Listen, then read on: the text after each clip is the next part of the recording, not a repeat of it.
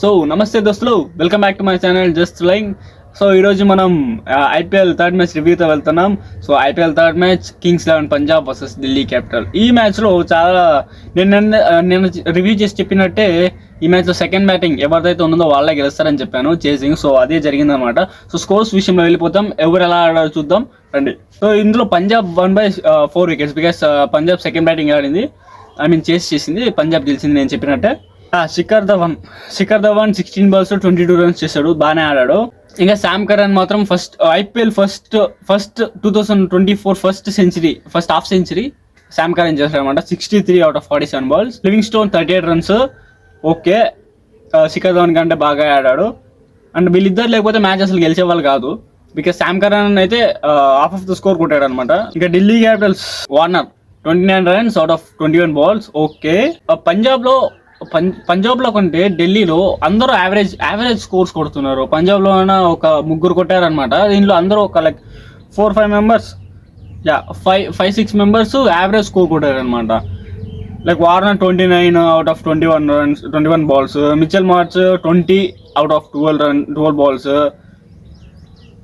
ఇంకా Shai Hope 33 runs out of 25 balls, Rishabh Pant 18 out of 13 balls, Abhishek 32 out of 10 balls, Axar 21 out of 13 balls.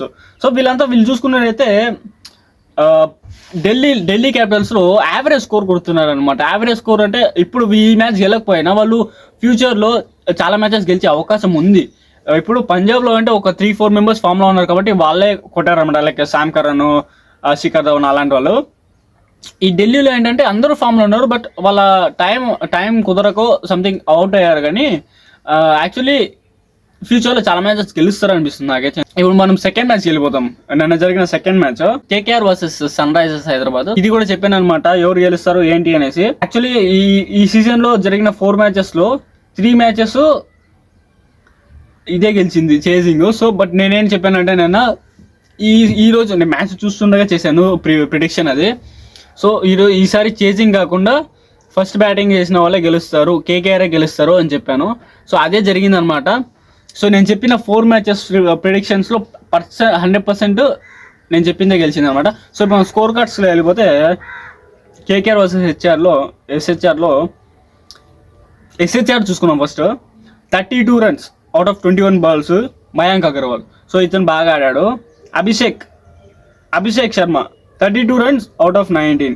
Rahul Tripathi 20 out of 20 balls. Markram 18 runs out of 13 balls. Okay, Klaasen wicket keeper 63 runs out of 29 balls. Abdul Samad 15 runs out of 11 balls. Ahmed 16 runs out of 5 balls.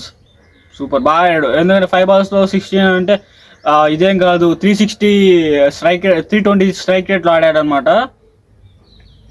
So ఇప్పుడు మనము total score 204, but 208 వాళ్ళది కేకేఆర్ది 209 కొట్టింటే win అయ్యింటారు. But వీళ్ళు చాలా తక్కువ రన్తో ఓడారనమాట, like defeat అయ్యారు 4 runsతో. ఇప్పుడు మనము కేకేఆర్ది score కార్డ్స్కి వెళ్ళిపోతాము. కేకేఆర్లో ఎవరంటే Sunil Narayan 2 runs out of 4 balls పోయింది, 50 strike rate. Venkatesh Iyer 7 runs out of 5 balls, 140 strike rate. Shreyas Iyer duck out 0 strike rate out of 2 balls. Nitish Rana 9 runs out of 11, 181 strike rate. Ramandeep Singh 35 out of 17, 205 strike rate. Super. Russell 64 out of 25. Russell మాత్రం క్యాక్, అసలు బాగా ఆడాడు. ఇతనిది కూడా half century. And Salt ఇతనిది కూడా half century, 54 runs out of 40 balls, 135 strike రేట్తో. ఇంకా రసెల్ అయితే 256 స్ట్రైక్ రేట్. ఇతను అయితే సీజన్కి ఇంప్రూవ్ అవుతున్నారు కానీ తగ్గేది అయితే లేదు. సో టోటల్గా 208 runs. సో ఈ 208 runsతో చేసింగ్ అనేది చేశారనమాట సన్ రైజర్స్ హైదరాబాద్. సో ఈ సన్ రైజర్స్ హైదరాబాద్ గెలిచే ఛాన్సెస్ ఉన్నాయి, బట్ ఏంటంటే మనకి ఇక్కడ కేకేఆర్తో బౌలర్స్ ఎక్కువ ఉన్నారు, అంటే best bowlers like Sunil Narayan కానీ అలా. ఇప్పుడు మనం చూసుకున్నట్టయితే గెలిచే అవకాశాలు ఎన్ని ఉన్నాయి అనుకున్నా నేను అప్పుడు వీడియో చేసేటప్పుడు.